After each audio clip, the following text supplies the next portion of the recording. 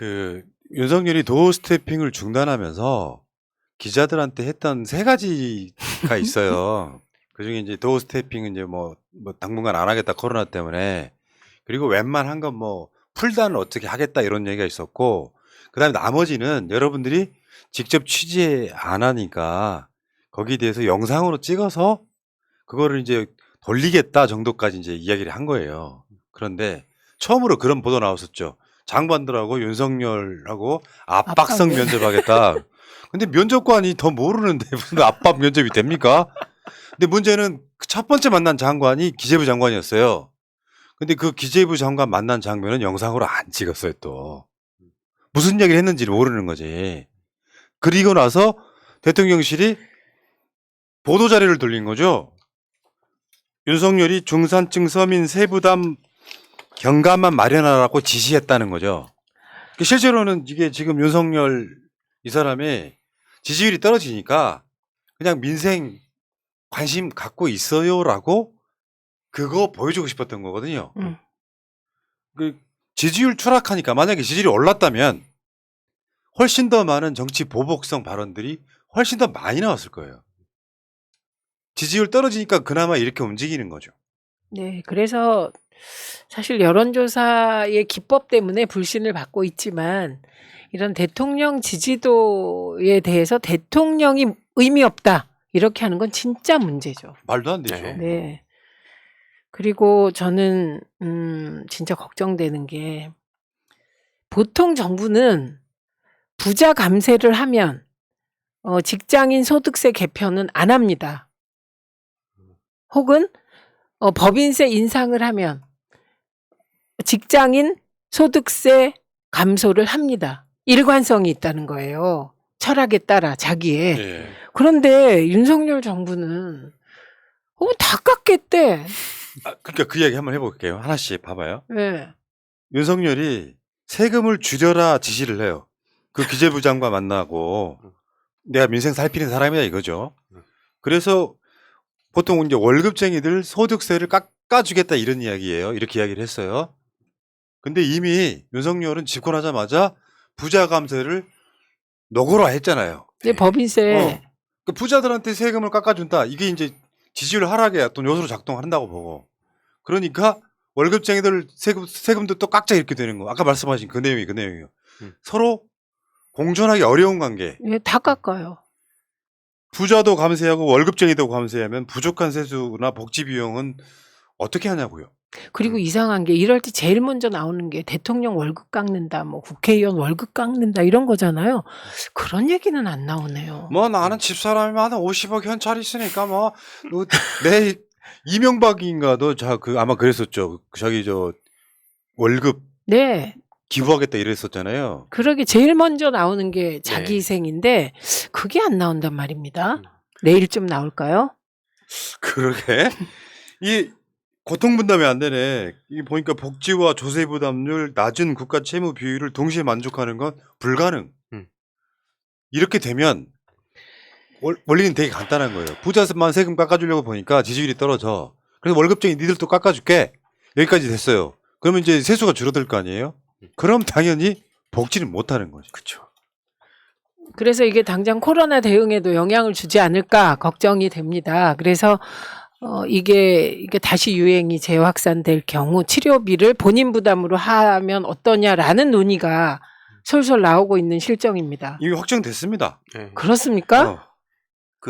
아마 이따가 그래서 그 얘기 더 디테일하게 할 것 같은데, 최근에도 뭐 어려워도 아이들 교육에는 문제 없이 해야 된다고 얘기를 해놓고 또 유초중 등 예산 삭감한다면 그걸 또 대하겠다 한다는 게 최근에 드러나가지고, 여기 가선 이 말하고 저기 가선 저 말하고 하니까 자기네들끼리도 이제 이 앞뒤가 안 맞아서 계속 충돌하고, 그러니까 국민들이 옛날이었다면 정보가 뭐 좀 통제가 된다든지 일부 내용들을 다른 시선으로 돌리게 한다든지 이런 게 가능했던 시대 때라면 모르겠지만, 지금 유튜브라든지 뭐 SNS를 통해서 이런 팩트를 다 알 수 있기 때문에 오히려 이런 게 지금 지지율 20%대로 가는 그 초입 단계에 돌입한 계기 아닌가 생각합니다. 그러니까 코로나에 걸려도 오늘부터 치료비는 본인이 부담하는, 그러면서 지금 코로나가 확산세가 공식적으로 월요일부터 인정을 했거든요. 그래서 윤석열이 그 핑계로 도어 스태핑인가는 약식 기자회견도 취소를 했던 거 아니에요? 심각한 상황이라고. 지금 오늘 4만 명?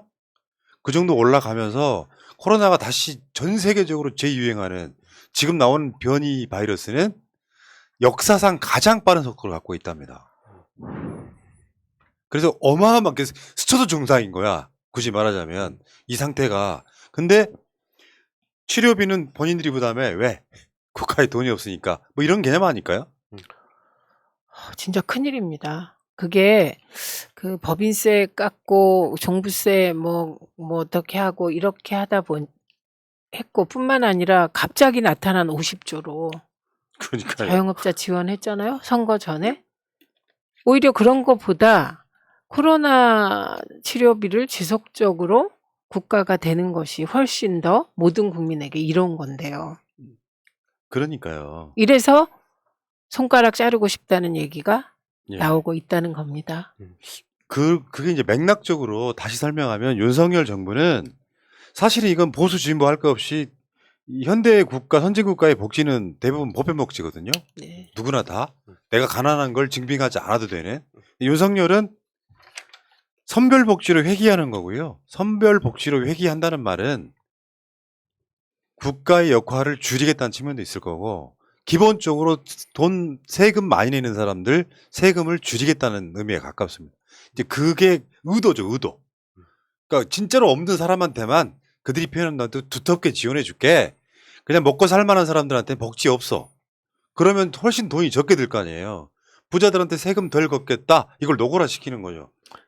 이게 진짜 화가 나는 게 최근에 그 공공노련도 좀 다녀올 일이 있었거든요. 지금 민영화 빌드업 쌓아가고 있는 윤석열 정부를 보면 뭐 공공기관 계속 때리고 있잖아요. 일부 언론에서도 부채액을 강조해가지고 공공기관 방망 경영 이런 프레임 씌우고 있는데 뭐 호화청사 이러고 있는데 진짜 황당한 게 문재인 정부 당시 그러니까 올해 초까지만 해도 기재부에서는 재정 건전성 양호하다 그러고 그런 얘기하더니 갑자기 윤석열 정권으로 바뀌자마자 뭐 이게 막 문제가 심각해진 것처럼 얘기하고 있는데 애초에 부채 비율은 지금 안정적으로 관리되고 있다. 이게 지금 팩트인데 이런 내용 거의 보도가 안 되고 있고 뭐 공공기관 뭐 파티는 끝났다. 이게 그 박근혜 정부 당시에 현우석 기재부 장관이 했던 얘기고 당시 기재부 차관이 그 추경호 씨였거든요. 근데 지금 최근 추경호 부총리가 똑같은 얘기를 했어요. 그러니까 이명박근혜 그 투가 괜히 나오는 게 아니고 저희가 뭐 정치적으로 공격하려는 게 아니고 진짜 그때처럼 국민들 속이고 전혀 발전도 없고 계속 어떻게든 자기네들 이윤만 챙기려고 하니까 이게 뭐 탄핵에 대한 얘기가 서서히 나오는 게 아닌가 그런 생각이 듭니다. 아직은 이르지. 조금만 더 기다려봐요. 이게 잘 익을 때까지. 그런 얘기가 나오는 것 같다. 그런 사람들 꾸짖어요. 네. 그래야 별 문제가 안 되는 거예요. 아니, 이거는 그 동아일보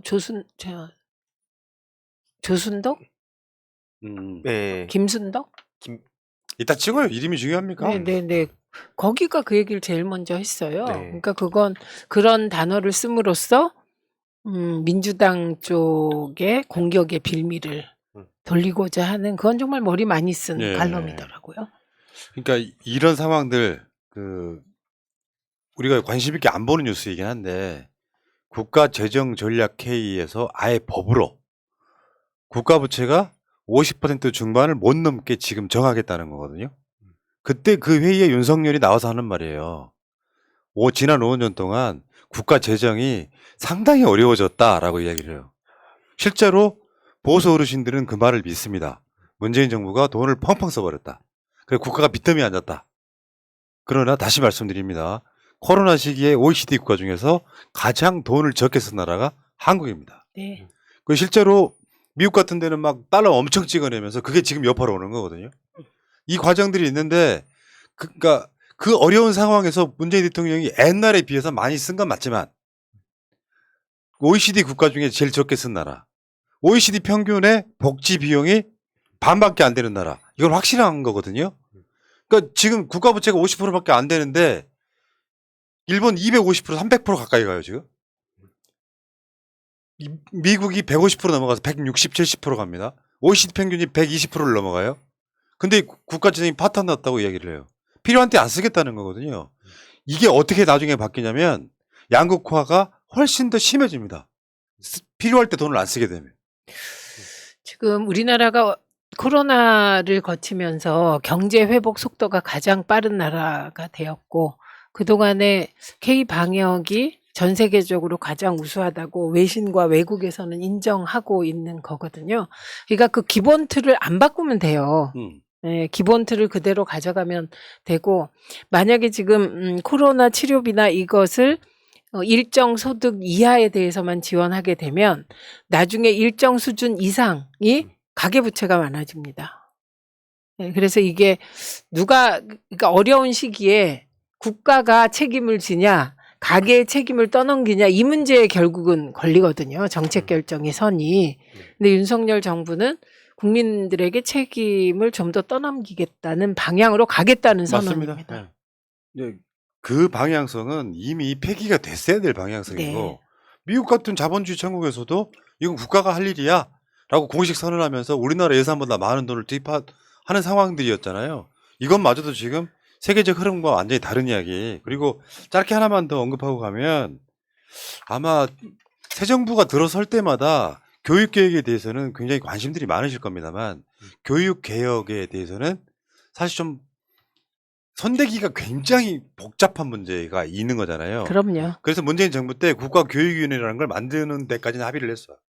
그걸로 이제 국가교육을 한번 바꿔보자. 근데 21일 날 국가교육위원회가 출범을 하는데요.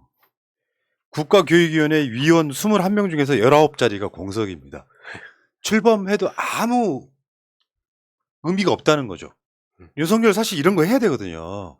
어떤 식으로 사회적 합의를 통해서 교육 지도를 바꿔낼 것인지에 대해서. 근데 21자리 중에 19자리가 공석이에요. 물론 여러 가지 이유가 있습니다. 이렇게 된 이유가. 근데 이런 거 신경 전혀 안 쓰는 거죠. 사실 윤석열은 여기에 대해서 전혀 관심 없을 가능성이 높아요. 그렇습니다. 뭐 그러면서 앞으로는 고등학교를 뭐 예술고등학교하고 뭐 저 기술고등학교로 바꿔야 된다 이렇게 말하셨던 분이기 때문에 에이씨 아무튼 민생 뭐 하는 것 같지만 진짜 좀 아니다 이런 생각이 들었고요. 이 이야기 여기까지 할게요.